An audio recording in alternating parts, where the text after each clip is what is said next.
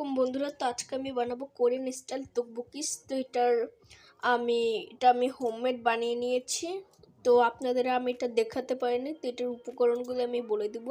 এটার মধ্যে লাগছে চাউলের গুঁড়ো, লবণ, তারপরে অয়েল, রান্নার রেগুলার অয়েল, তারপর দিয়েছি গরম পানি, তারপর এটাকে মিশিয়েছি। তারপরে মিশানোর পর যখন এটা একদম নরম হয়ে গেছে তো পিঠার ডোর মতন এটাকে মতে নিয়েছি।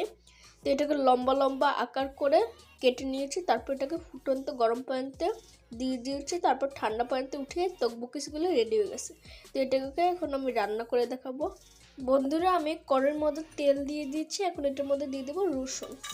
তবে আমার রসুন বেশি একটা পছন্দ নয়, তার জন্য আমি একদম কমই দিয়েছি। আপনাদের পছন্দ হলে আপনারা বেশি দিতে পারেন। এটার মধ্যে এখন দিয়ে দিব সয়া সস।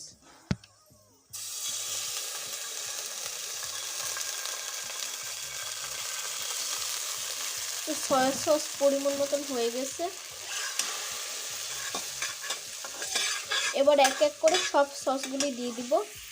এটার মধ্যে দিয়ে দিচ্ছি chilli sauce, green chilli sauce অল্পই দিলাম, কারণ চিলি সসটা ঝাল আছে। বেশি চিলি সস দিলে ভালো লাগে না, এটা খারাপ স্মেল আসে, তার জন্য আমি বেশি ইউজ করি নাই। আপনারা তকবুকিস বেশি থাকলে আপনারা বেশি ইউজ করতে পারেন। এটার মধ্যে এখন দিয়ে দেবো ওয়েস্টার সস। এটার মধ্যে এখন একটু ওয়েস্টার সস দিয়ে দিব।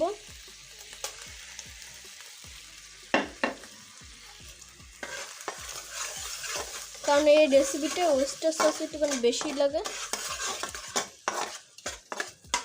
এটার মধ্যে পানি দিয়ে দিব।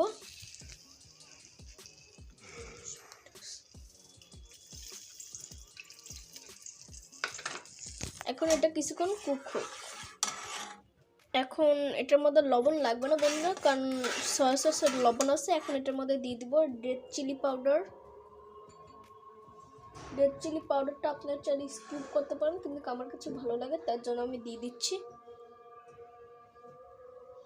বেশি না, কমই দিব।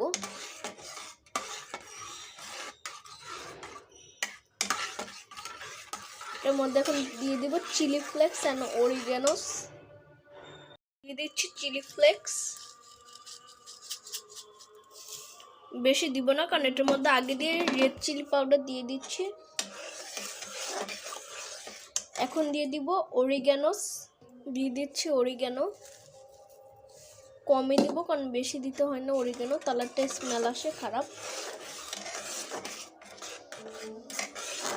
তো এটার মধ্যে এখন একটু দিয়ে দিব সুইট, মানে সুইট বলতে একটুখানি সুগার দিয়ে দিব। বন্ধুরা, এখন আমি একটুখানি দিয়ে দিব সুগার।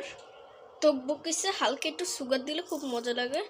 তো আমার কাছে হানি ছিল বন্ধুরা, ওটা শেষ হয়ে গেছে। আপনার চাইলে হানি দিতে পারেন, আমি সুগার দিয়ে দিচ্ছি। এখন এটাকে আমি ভালো করে মিশিয়ে নিব।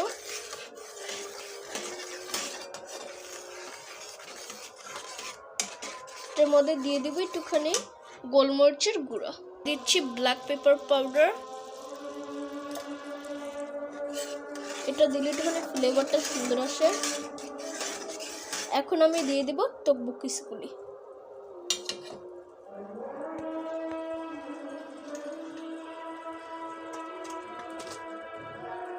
তকবুকিসগুলি দিয়ে একটুখানি ভালো করে মিশিয়ে নিতে হবে। আমি এটাকে ফ্রিজে রেখেছিলাম, তার জন্য এমন হয়ে গেছে।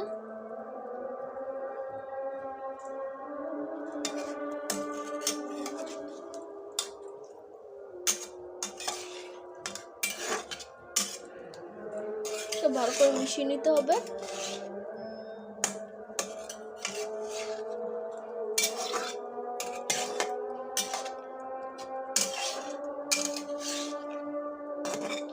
এটাকে আমি একটুখানি ফুটতে দিব।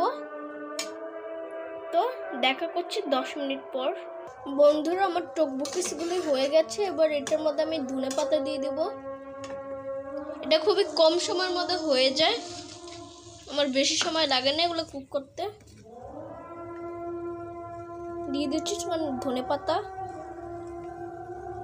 ধনেপাতাটা জাস্ট সেন্টের জন্য, আপনার চাইলে স্কিপ করতে পারেন। ধনেপাতা আমার খুবই ফেভারিট, তার জন্য আমি এটার মধ্যে দিয়ে দিই। অ্যান্ড লাস্টে দিয়ে দেবো একটুখানি অরিগ্যানো।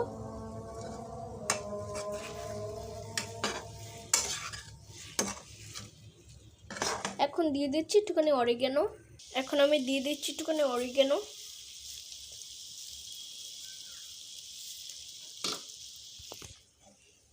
অরিগ্যানোটা লাস্টে দিলে একটুখানি সুন্দর একটা ফ্লেভার আসে, তবে আমি রান্না এটাকে ইউজ করছি, তা আমি এখন দিয়ে দিলাম সুন্দর সেন্টের জন্য।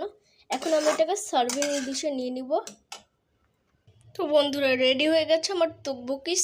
তো কোরিয়ায় তো আর যেতে পারলাম না, কিন্তু কোরিয়ান স্টাইলের ফেমাস তকবকিস বানিয়ে নিলাম। তো আপনাদের কাছে রেসিপিটা ভালো লাগলে অবশ্যই লাইক কমেন্ট শেয়ার করেন, ওর পাশের বেল বাটনটা ক্লিক করে দিন। আজকের মতন বিদায় নিচ্ছি, আল্লাহ হাফেজ।